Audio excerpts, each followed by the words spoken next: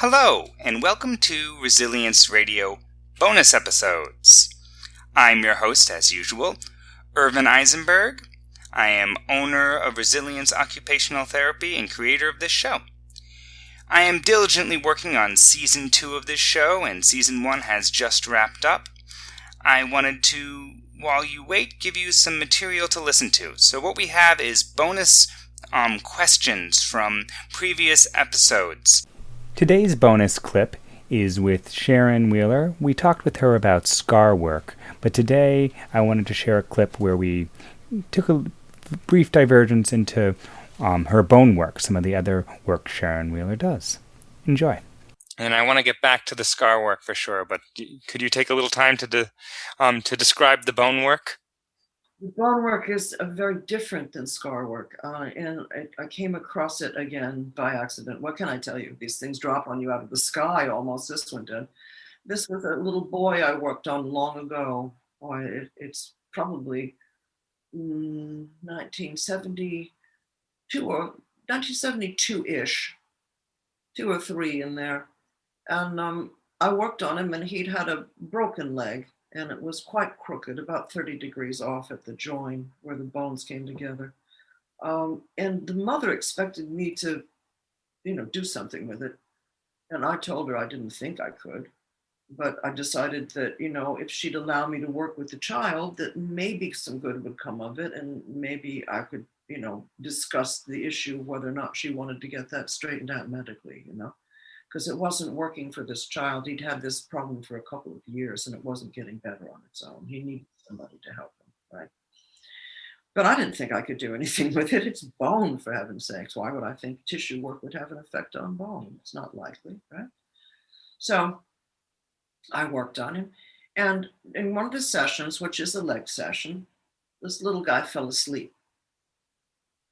And was decided that I would see if I could do something with this little bone because, it looked funny. And I wondered if it looked a little like maybe I had straightened it just a tiny bit, a couple of degrees with all the work I'd done on the tissue. And I wanted to see if I could feel in the bone itself change.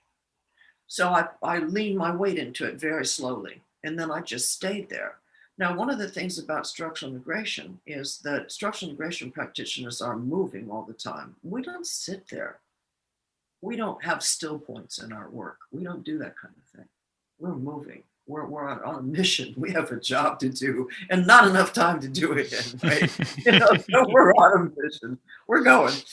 All right, that's us. But in this particular case, it turns out to be the still point of not doing anything that changed everything. It was odd. I just leaned my weight in, stayed absolutely still, trying to sense something. And things started happening. I mean, like big things started happening, not little things, because you can think about, you feel this or you feel that. But this was a very large, rapid change.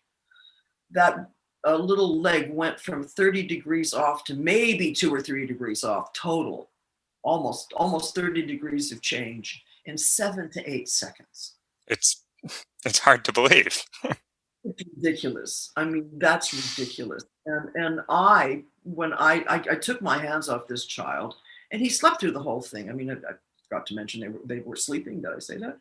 Anyway, they were sleeping, and he didn't even wake up, right? And I started to go sit down again, and I was backing up because I couldn't take my eyes off this leg, and I actually collapsed towards the floor. My legs gave out. I was in shock. I sat down on my bench and I looked at this child and I thought, oh God, I broke it. Of course I broke it, right? What else could I have done with it? I broke the leg. So I gingerly went back over to him and I took a hold of either side of that break in the middle and I wiggled his leg this way, up and down to see if it moved in the middle, Because I thought for sure I'd broken it. It seemed solid. I sat down for a while more and I thought, and it was still straight. I mean, I thought I was sleeping, they were sleeping. I thought I was sleeping. So I was pinching myself and hitting myself and trying to wake up, right? I seemed to be awake. That was disturbing because I thought, I'm sleeping. I'm just dreaming this, right? But I wasn't dreaming, I guess. Either that or it's been a 50-year-old dream. so, uh, so I thought, well, I've destabilized this kid's leg, and when he puts his weight on it, it's gonna go. It'll just snap like a twig, right? And we'll be off to the emergency room. Uh-oh, right? And I'll be driving, you bet. So I actually went through my stuff. I packed up my stuff so I could go, and I put my car keys in my pocket, right? I got ready. And then I woke her up. I woke the mom up. And I must have talked to her for 15 minutes and a cup of water and all this stuff, like making sure she was like solid awake so that when her son stood up and broke his leg, that everything would be cool, right? Oh God, I didn't say anything that it was going to happen because I didn't want to like panic everybody. So I just was waiting to see what would happen. And I was kind of hovering over the table. I admit I was kind of like worried. She woke him up and he looked up and he saw me looming over him and he went, ah! And he scooted to the far end of the table, the opposite corner, stood up, and he jumped up into the air and landed on those legs off the table. Oh my God. I know. I'm sitting there going, oh. He didn't break them. And he must have done it 20 times. He didn't break those legs. And he ran all over the room like you let an animal out of a cage and they just run around for happiness. That was him. He was laughing and shrieking and diving around and, oh, geez, he was having a great time for 10 minutes anyway. And then he finally slowed down and he started to put his pants on, his shorts. And I said to him, oh, just a minute, show off your new legs for your mom, right?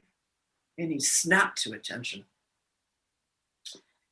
And I looked into the mother, I said, take a look at his left leg and tell me what you think. And she looked at it for a moment or two. And what she said to me was, oh, that's better, thank you. What do I say? I say, well, you're welcome. What am I going to say, right?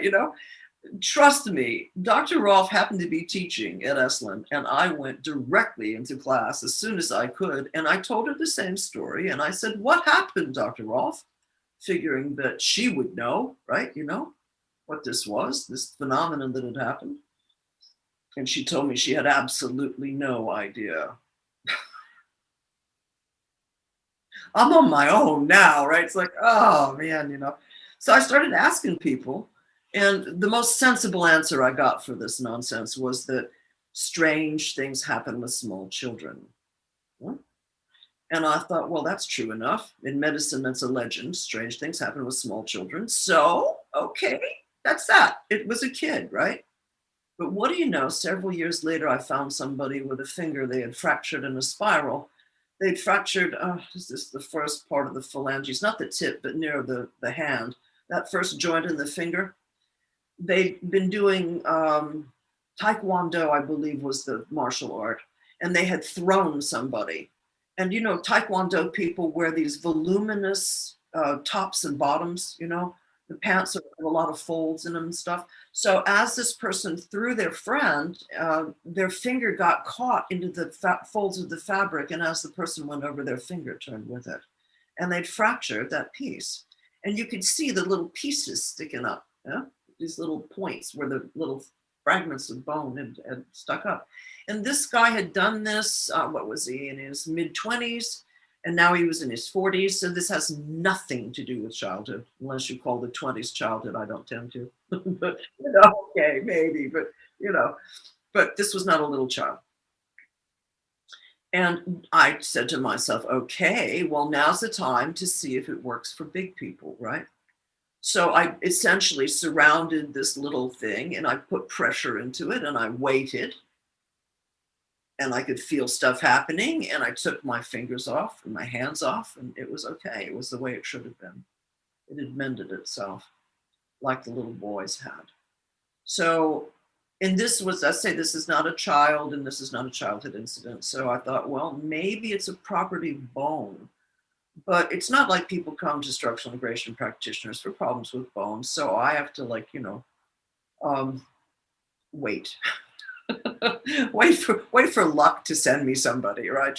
So when I get somebody, I would look and see. And trust me, I didn't believe this stuff for years. If I figured it out, and if it happened in 72 and I didn't say anything about it really until 2010, that's a long time to sit on something. And because it sounds so improbable, I know this, right? I know it's very improbable. Trust me, I do. But I'm starting to promote it now. The scar work has gotten a very good reception worldwide, and that's wonderful. And I need to sort of take this other little thing that I've discovered and put it in a few nice places, So people will study it, and if they do, I think they'll find something new. Well, as I said, I feel like we could do a whole show just on bone, but I wanted to circle back to the scar work because, Scar work's easier, and not that the bone work is not nice, it is, but yeah, let's talk about scar work because that's it's fun, it's nice, it's a good one. And I feel like the bone work, I feel like needs having not witnessed it, I guess from my own personal bias, having not witnessed it a lot, I've seen you do a little bit of work with bone, but having not witnessed it a lot, it's still in that realm of something that I want to learn more about. But oh, me too. And what we need are X-rays, and in order to get X-rays, you need a university or something to back, because you see, X-rays can harm people, and that's not okay. It's not okay with me either. I wish there was another way, but X-rays are going to be apparently the thing that we really need. Unfortunately, sonograms, which hopefully are a nicer thing, they work really well with scars, to document scars, but they don't work to document changes to bone. All you see in the sonogram for bone is just a big black area with only the outline giving you any guess of what you're looking at. Yeah, so there's no features or anything you can see. So it's just a big black washout, like redacting, right? Gone. So, oh well. So we need X-rays, and that will take oversight and making sure that no one is damaged. Yeah, that's important. I hope you enjoyed listening to this bonus material. If so, share it with a friend and subscribe via the podcatcher of your choice. While you're there, you can always leave a 5-star review, and that really does help out quite a bit. You've been listening to Resilience Radio bonus material. Take care.